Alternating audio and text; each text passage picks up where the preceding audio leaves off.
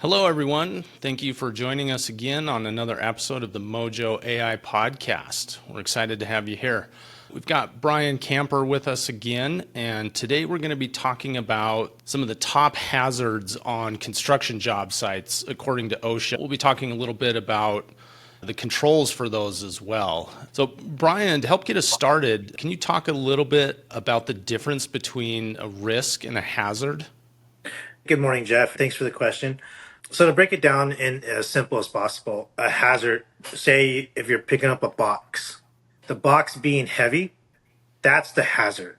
A risk of picking up a heavy box is going to be your back strain. So the hazard is the actual object itself or the condition that is created. The risk is what could happen if that's either done improperly or has a negative effect on you. Does that make sense? That does make sense. And we kind of in the safety world in construction get the two of them mixed up a little bit. So we'll talk about that as we're talking about controls. Since we're talking about hazards and controls, Brian, can you give us a quick overview of the hierarchy of controls? Yeah. So when you talk about eliminating hazards and controlling risk, you want to do that using the hierarchy controls. There's five main hierarchies of controls. Your first one is elimination, trying to eliminate the hazard, remove the hazard. Examples of that are if you're going into a confined space that maybe has vapors in it, removing it completely or just not even going in, maybe using robotic tooling, something that eliminates you from being exposed to that hazard. If you want to use ventilation, forced ventilation to bring in fresh air into that confined space, that would be an engineering control. You're bringing in fresh air, you're eliminating the toxic environment. Substitution, we can go back between the two of those. Substitution is can we, instead of having someone enter the confined space, do most of the cleaning from outside and apply some special types of cleaners that don't require us to go in? Then you have administrative controls, which are your safety policies, training documents, safety meetings. And the last control, which is actually the most common that people go to, is PPE. The reason PPE is kind of the weakest control is it requires that hazard. By protecting yourself from a hazard with PPE, you're acknowledging that hazard still exists and is still in the workplace. When you look at the five controls, elimination, engineering, substitution, administrative controls, and then PPE, you want to really approach your hazards and controls going down that line. And if you do end up at PPE, because there are some hazards that can't be eliminated, they can't be engineered out, they can't be substituted. PPE really needs to be combined with strong administrative controls, strong training, strong policy, strong procedures. And then it does make PPE a strong control. Let's dig into some of these top hazards on Yeah. construction sites. First up, let's talk about heavy machinery. We've got some statistics here. In 2023, OSHA reported over 1,500 violations Yeah. related to improper use of heavy machinery. Now, this sounds like a huge risk because people are generally pretty soft and heavy machinery is heavy. Can you talk a little bit about some of the common risks and hazards along with that, as well as controls? Yeah, so this actually speaks to one of OSHA's fatal flaws on construction sites, and that's caught in between or struck by accidents. And some of the most common hazards with heavy machinery, they are so common on a construction site. You got everything moving around. You got operators that are focused on their job, and you have so many different operations going on at the same time that having moving heavy machinery on job sites presents that moving hazard, that crushing hazard, being struck by, as well as getting your hands in places that you don't need to have them. With heavy machinery, some of the most common hazards, I would say, again, we're going to talk about struck by, we're going to talk about crushing hazards, pinch points, when you're servicing equipment, maybe even operating equipment, if it's not moving equipment, even overhead loads. And when you really dial down and look at all the hazards and the controls that you need to put in place, you need to think about the hierarchies of control. In my experience with heavy machinery and working on there on construction sites and even on rig pads, again, just the noise, right? If there's not a good communication, some of the biggest hazards are being struck by equipment are having equipment enter areas that it's not supposed to. Pinch points are another big one with heavy equipment, whether it's stationary equipment or moving. As you're utilizing it or as you're servicing it, you could get your hands in places that they don't need to be real quick, as well as you could put your body in places, in the line of fire there. And that's a very big hazard when we talk about heavy equipment and machinery is the line of fire hazards. Making sure that you're clear of any stored energy, making sure that you're clear of any moving parts. What about some of the common controls that companies typically put in place for heavy equipment risk and hazards?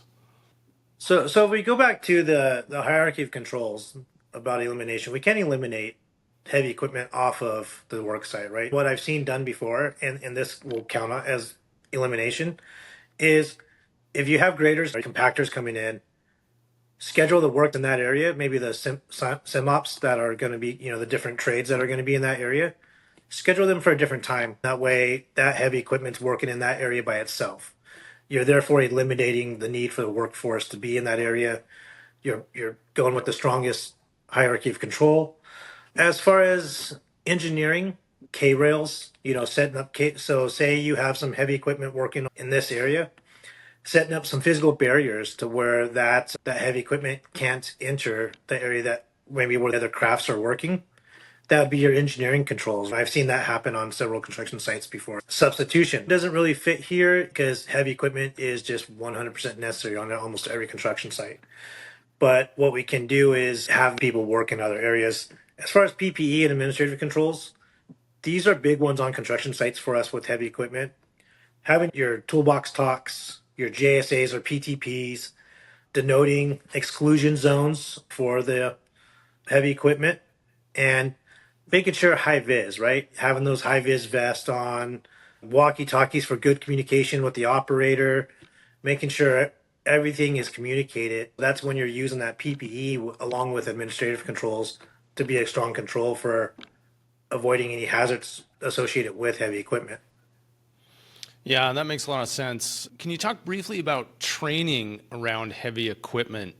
Does a lot of that lie with the operators who are using the heavy equipment or everybody else on the job site?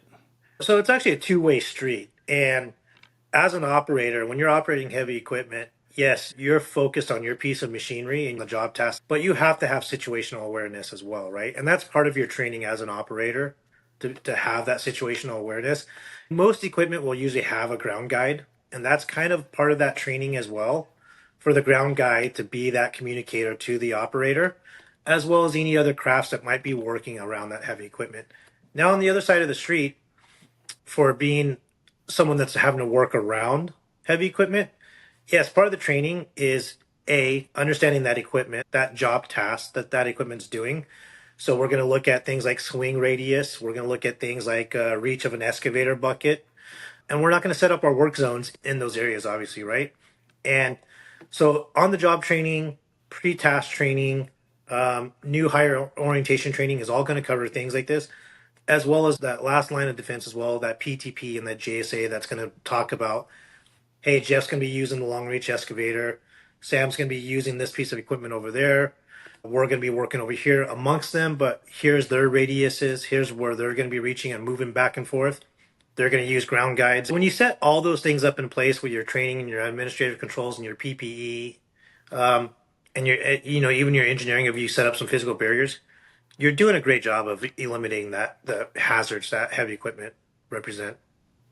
Yeah, that's a good point. Next, let's move on to the number two item, and that is vehicles. According to That's OSHA, last year there were over 2,200 violations tied to vehicle-related incidents. Can you talk a little bit about the risks and hazards that go around vehicles on a job site? Not heavy equipment, but the other vehicles.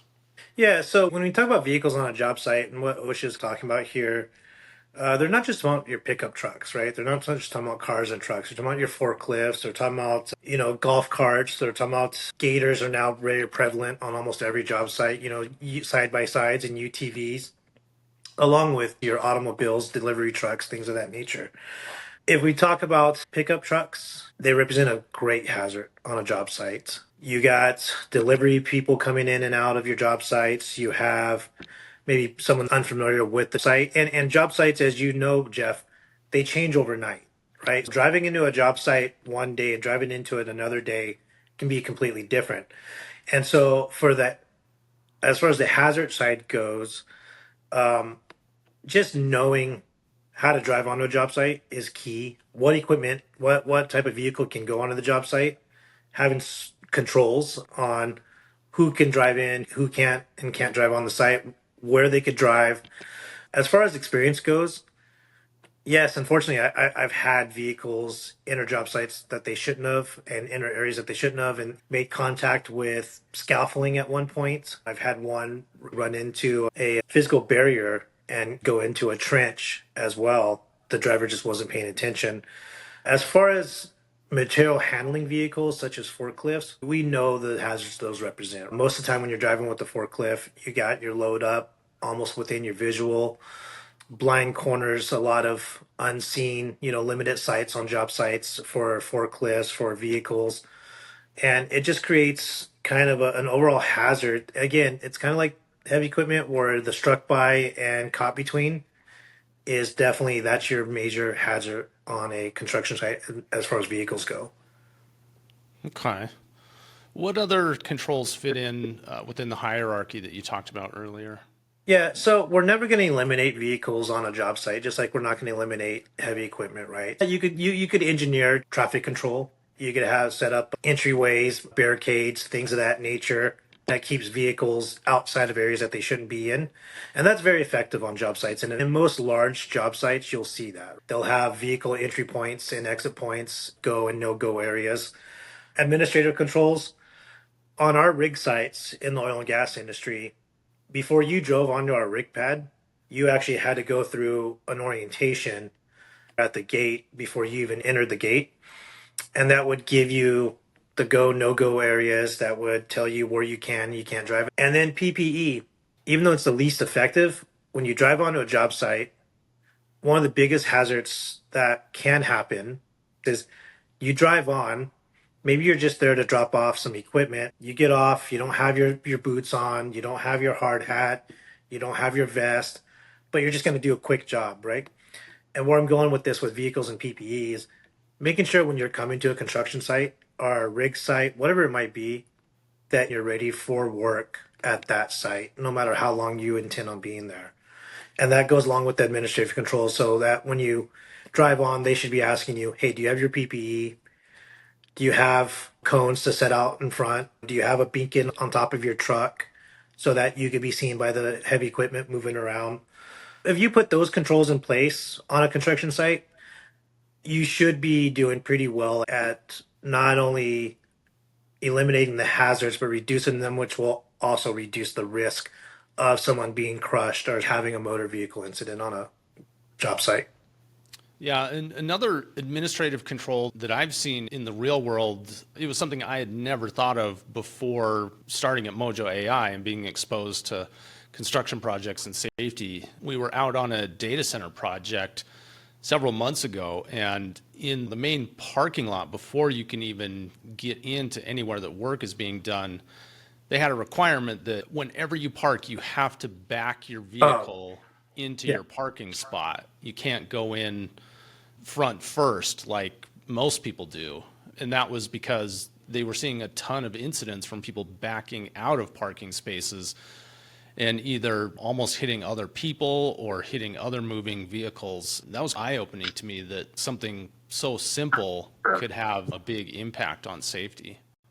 Yeah, that's called, well, several organizations call it different things, but in the oil and gas industry, we call it first move forward. The theory behind it is if you pull into a spot, you pull your nose in.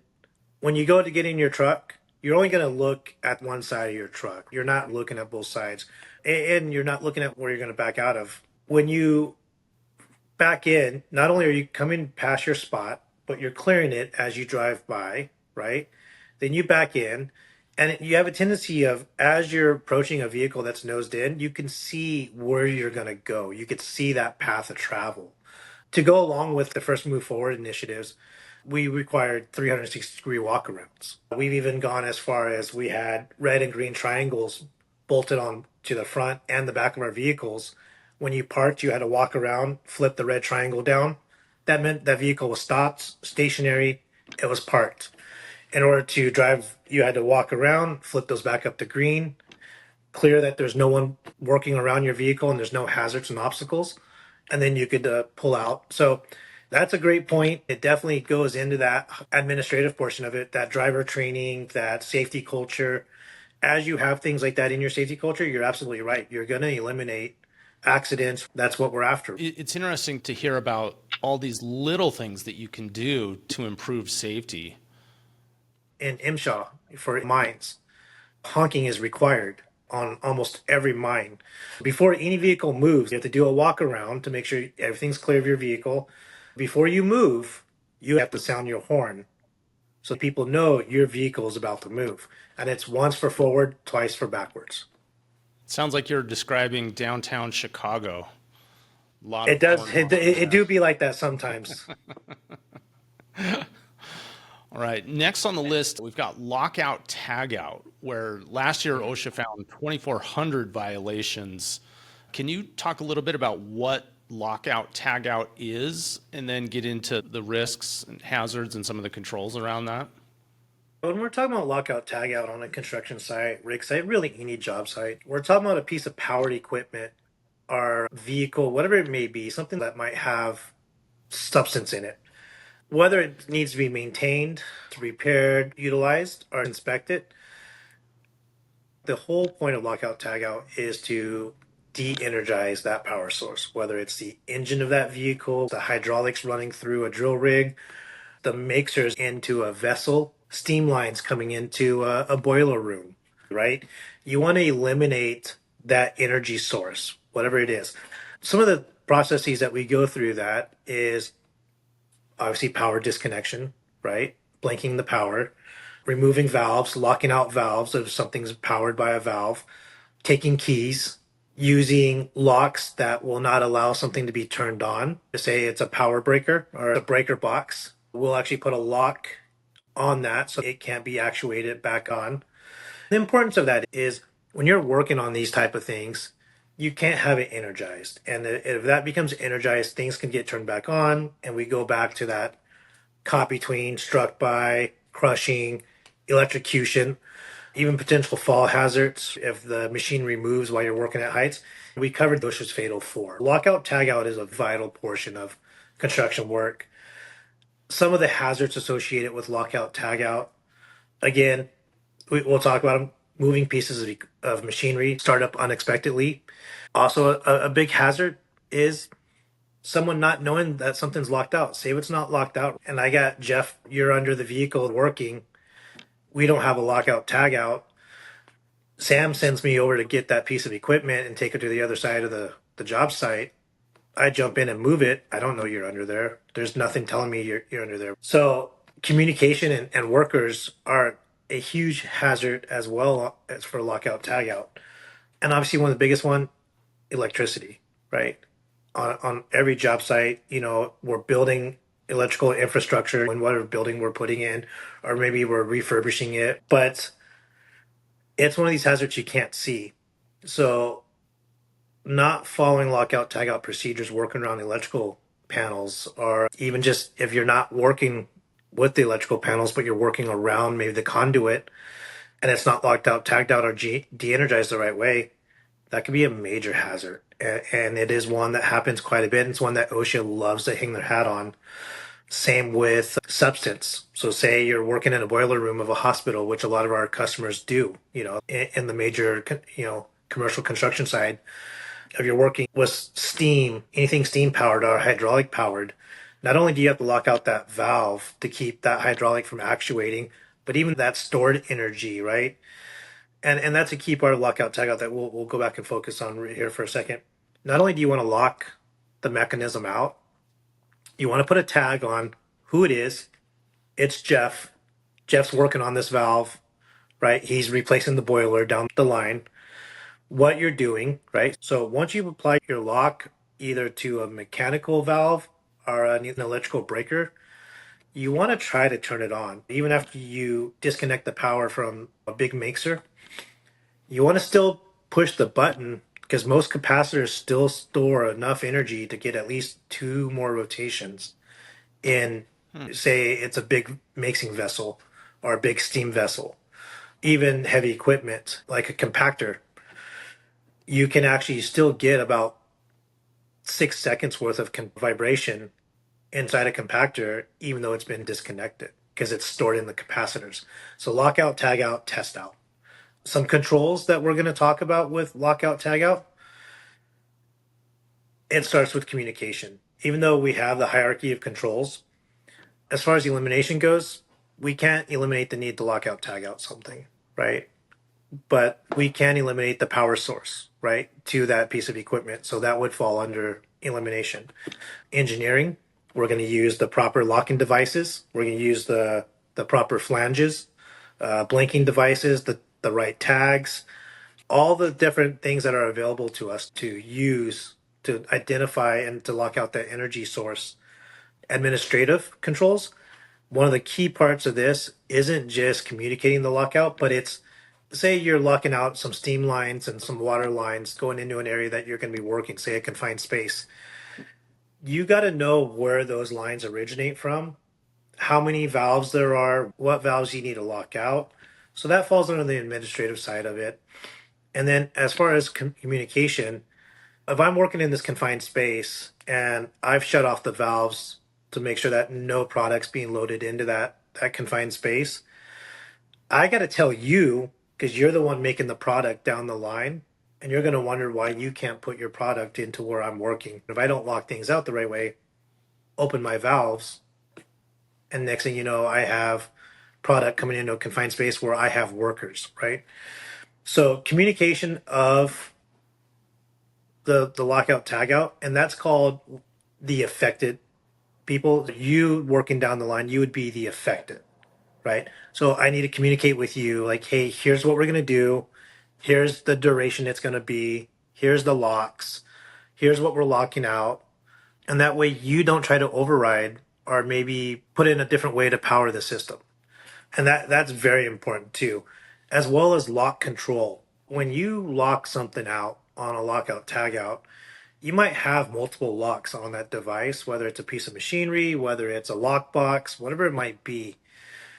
The biggest thing to remember, and that you have to practice in lockout tagout to be an effective control, is that key, that lock is for you and your responsibility.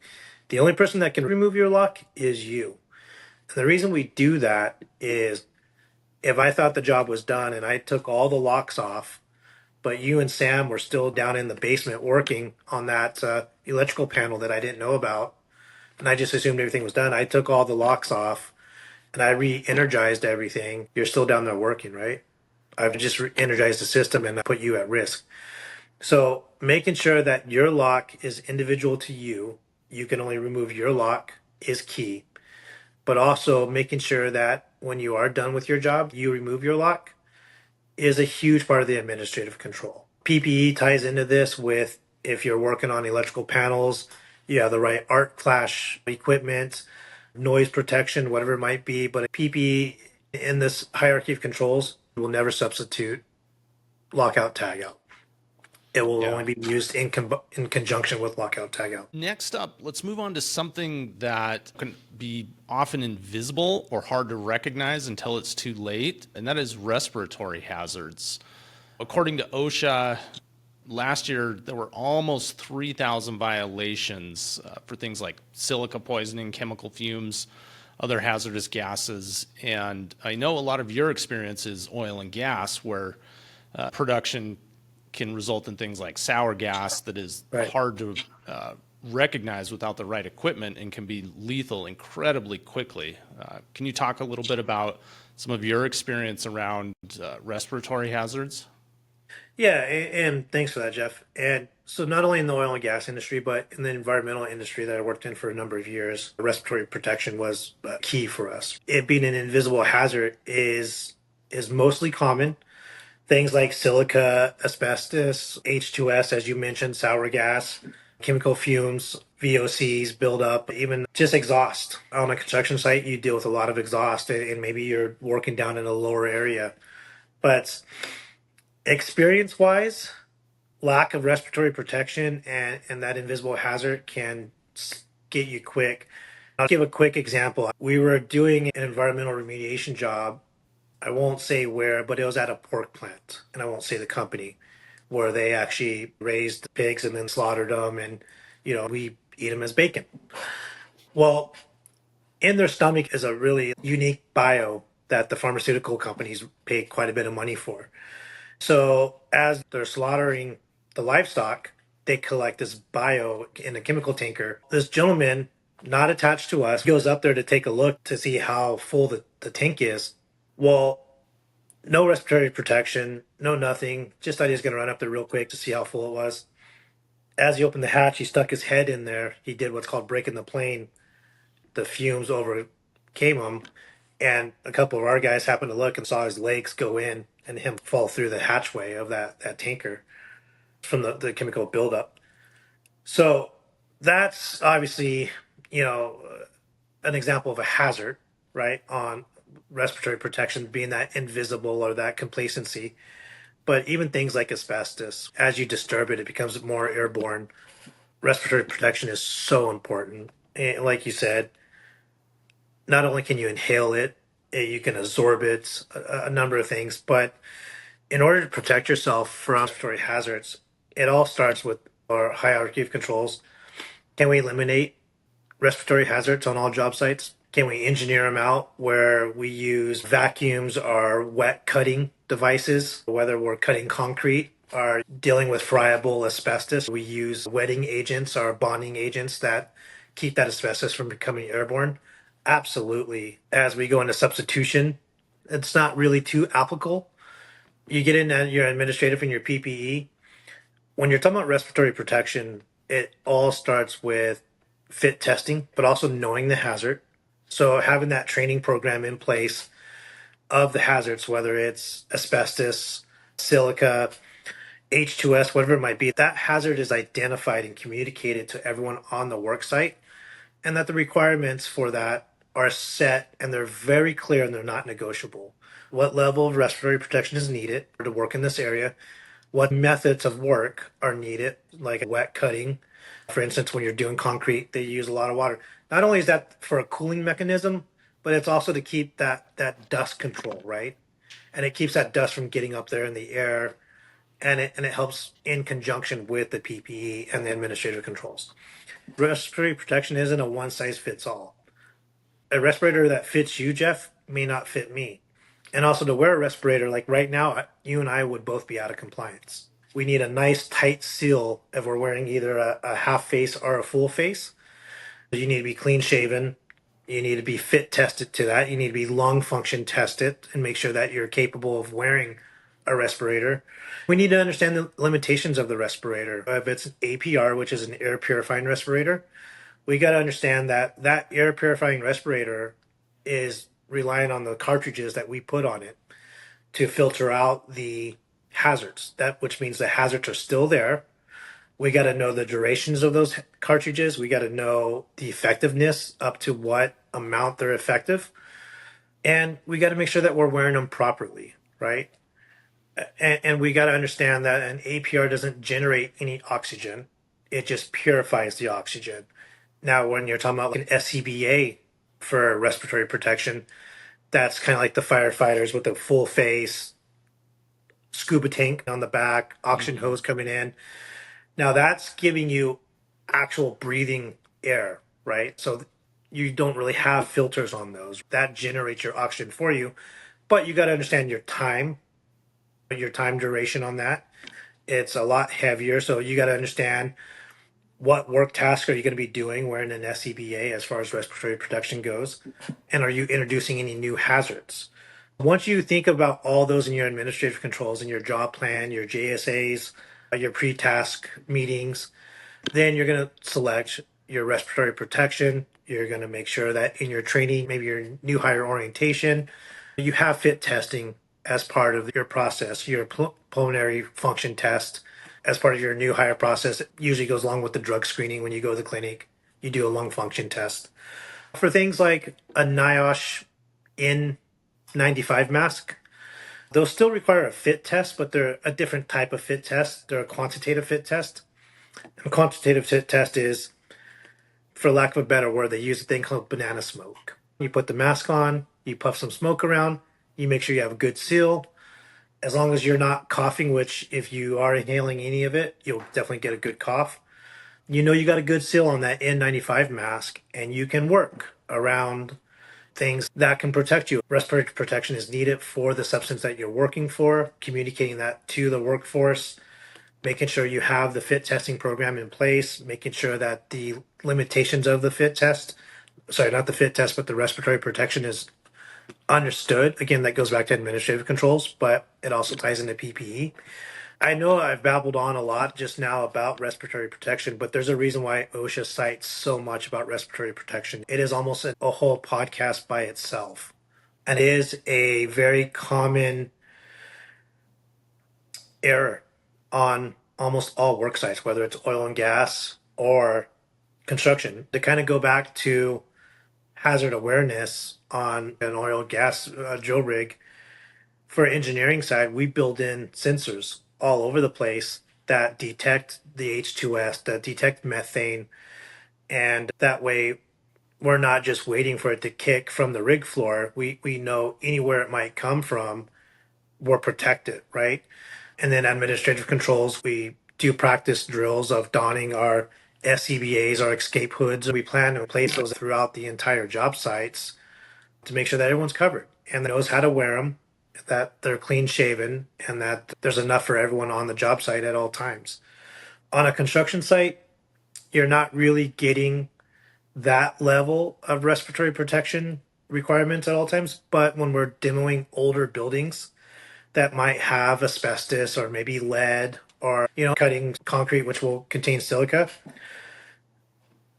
understanding the hazards and understanding the substance is key to planning the proper controls and implementing your proper respiratory protection program for that. Thanks, Brian. That sounds like potentially scary stuff if you don't take it seriously. Now, moving up the ladder in these OSHA hazards and their commonality, we've got ladders and scaffolding. Last year, OSHA recorded over 4,000 violations between the two. You see ladders and scaffolding almost every construction site or job site that you go to, and even falls of 6 feet that doesn't sound like it's too serious, but that can be leading to major incidents. Can you talk a little bit about your experience there and what kind of risks and hazards you look out for? Yeah, we'll just jump right into it. With almost every construction site, there's ladders and scaffolding all over the place because a lot of our work needs to be done working at heights. It's overhead work. With it being so common and such a everyday task, we do kind of get a little complacent with it. We let those hazards creep in because it's like we do this every day. We go on ladders every day.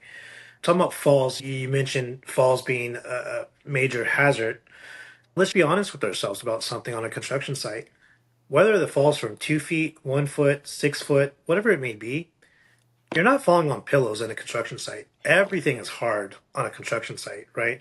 Everything has sharp edges. Everything is made of something very solid, and it's going to hurt, right? No matter what distance you fall. Falls are a major hazard on a construction site, especially when they're being roughed in. It's not always just the fall, it's actually the contact with whatever you're falling to that often creates the actual injury. Scaffolding as well.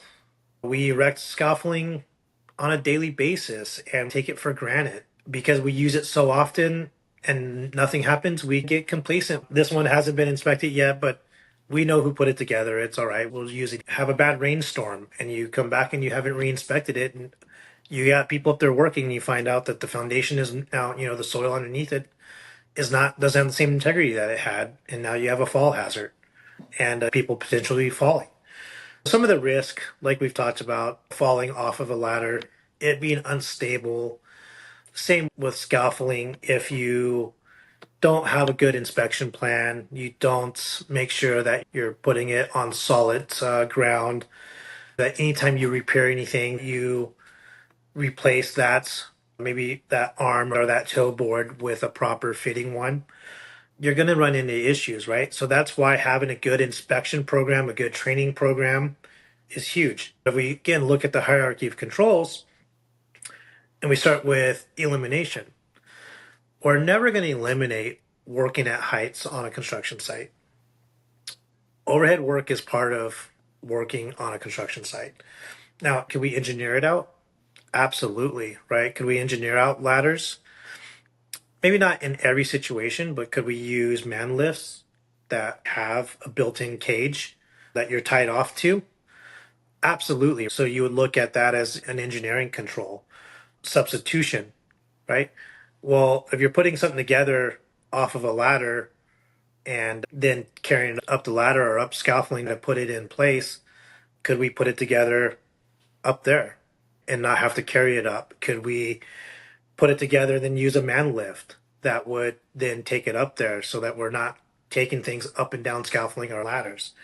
And as far as administrative controls, having that fall prevention program, having that fall protection training in place, scaffolding inspection programs, toolbox talks, JSAs, ladder inspection programs, ladder stabilizers, even though, like we talked about, they're very common and we use them every day, people overlook hazards like ladders and scaffolding because of that reason.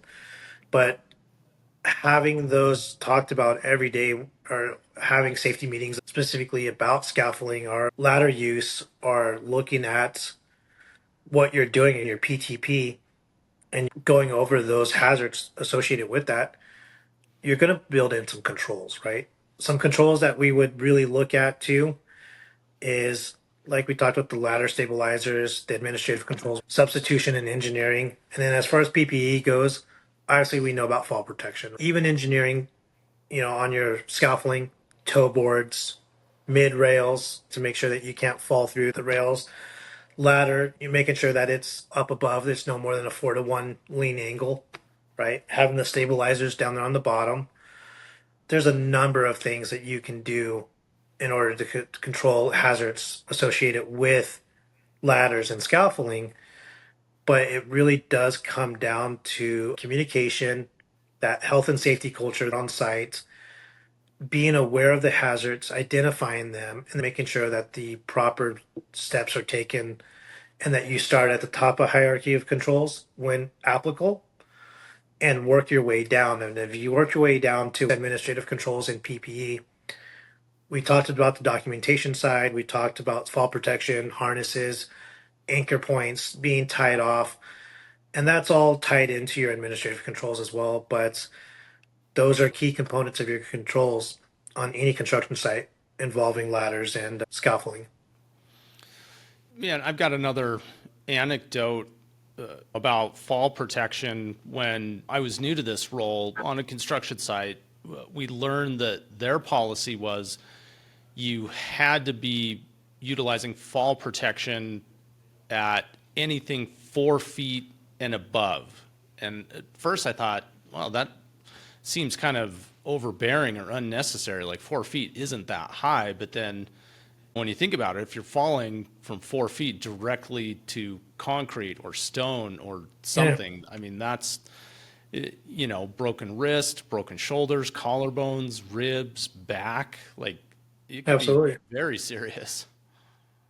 Yeah, absolutely. And a lot of companies in the oil and gas industry are starting to go that way where they're actually not just meeting regulations, but they're actually exceeding regulations and they're taking OSHA CFRs and doing their own assessments and actually exceeding that to provide greater protection to their workforce.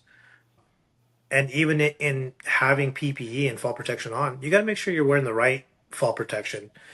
If we're working at a height of 13 feet, I'm 5'10". I have on my harness. I have on a lanyard that's 6 foot. It's a elongated harness, a shock absorbing harness. I got to factor in that that harness is going to stretch out, another 3 feet, right? After it, when it takes the shock, I got to factor in that my harness is actually going to add about another foot from my D ring to where the harness goes. When you add in the shock factor and the safety factor, you're now at 14 feet. If I'm working at 12 to 13 feet, I'm still hitting the ground in Hmm. reality. You really need to look at your fall protection whenever you're working at off of scaffolding, ladders, anything working at heights. You need to make sure that in the administrative controls, you've identified the heights, you've identified the task, you've identified the correct fall protection that's needed.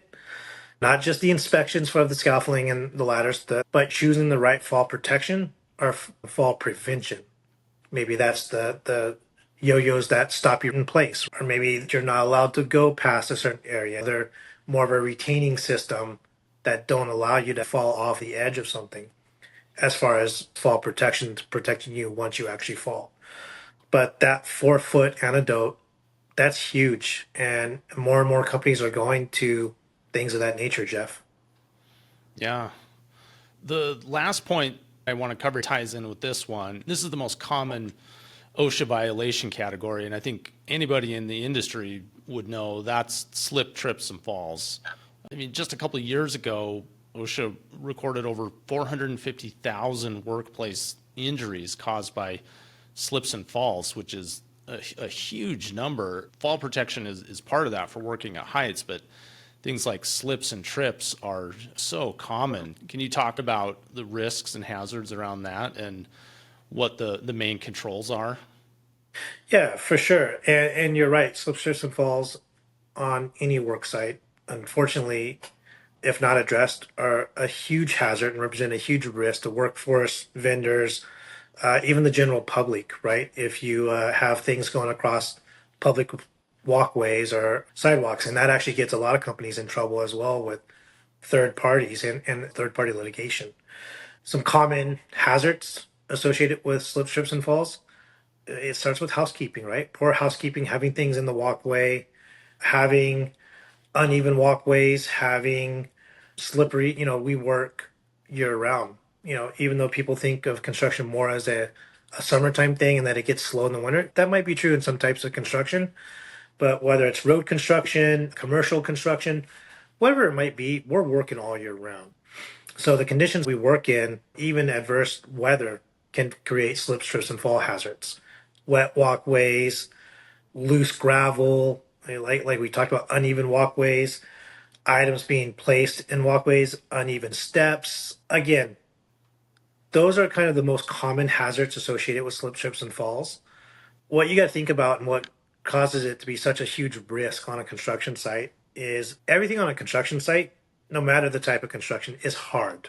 Not just, are there hard men working construction, but everything is hard, right? The concrete, the rock, the lumber that's maybe piled up on the side. And usually on a construction site, if you're walking, you're carrying something, right? There's not a lot of people walking around with their hands in their pockets on a construction site. So if you're walking around, you're carrying something, whether it's some tools, maybe it's some equipment, some material, and you're taking it from point A to point B to get to your task on the other side, and you suffer a slip, trip, and fall, you've now introduced a whole new hazard, right? That's where most people get hurt from on slip, trips, and falls is whatever it is that they're carrying as well. That's what causes the most that what poses the most risk to them.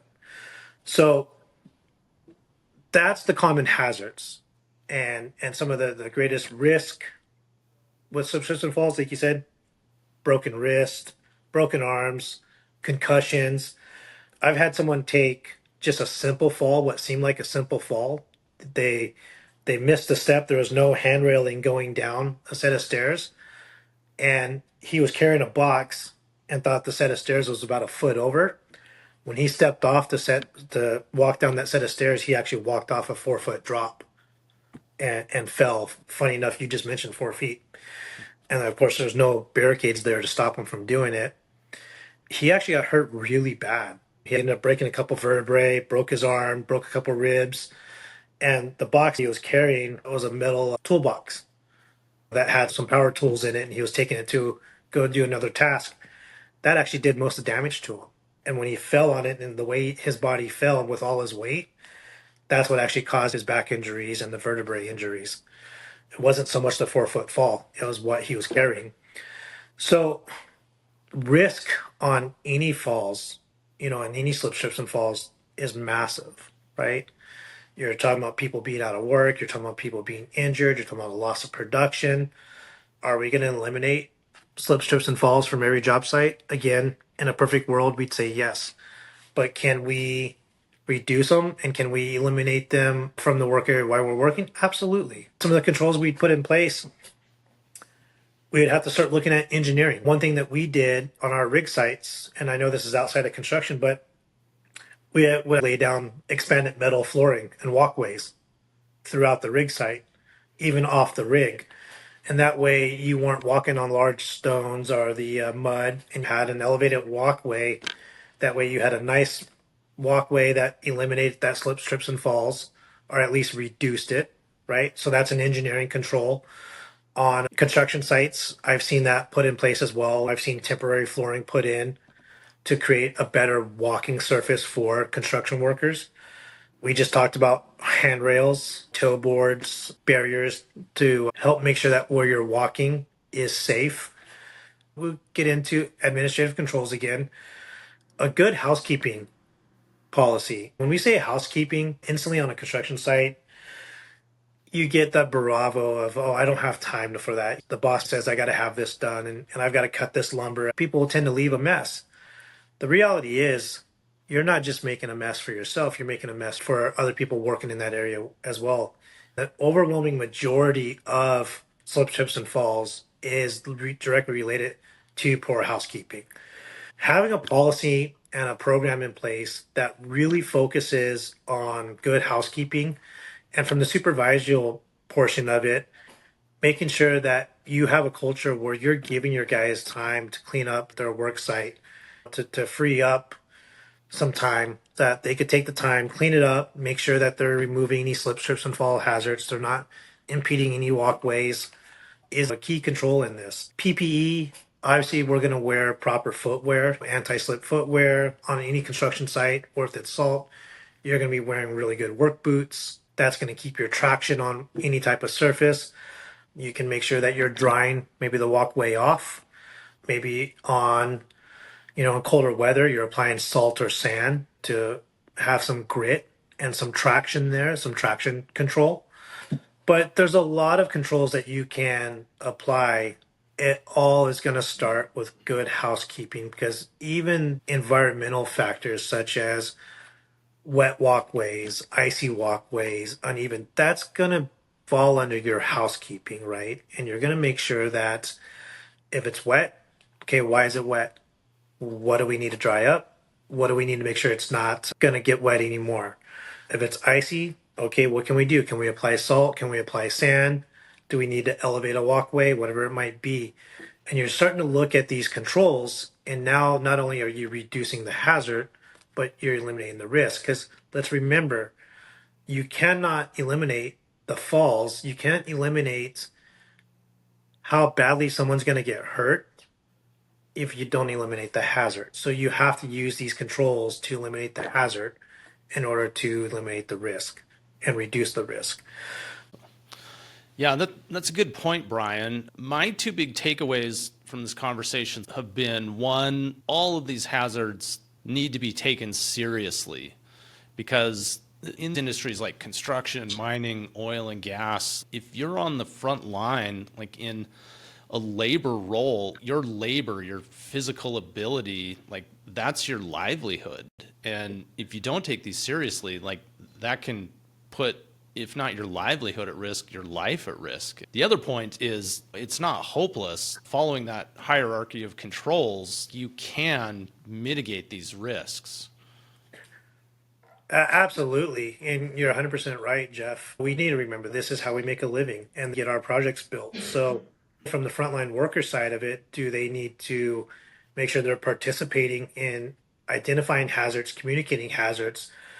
Whether it's using your morning toolbox talks or an observation program, whatever it might be, that you're identifying hazards, communicating them, and putting the proper controls in place, and that we're starting from the right point when we address a hazard, that we're not just saying, okay, well, wear an orange vest and you'll be safe, right? We need to make sure that we're attacking that hazard, eliminating it or reducing it to a controllable amount, which reduces or eliminates the risk. Yeah, that's a great point, and I think that's a good place to close for today. Brian, as always, thank you for speaking with me. Your knowledge is much greater than mine, and I really appreciate the time that you spend with us. Yeah, I appreciate it too, Jeff. It's been a really good one, and I think we've covered some really good stuff here. We've made it very digestible on an everyday conversational portion, and we've placed enough safety nuggets out there for not only frontline workers but supervisors to listen to and help them start addressing their hazards maybe from a different point of view.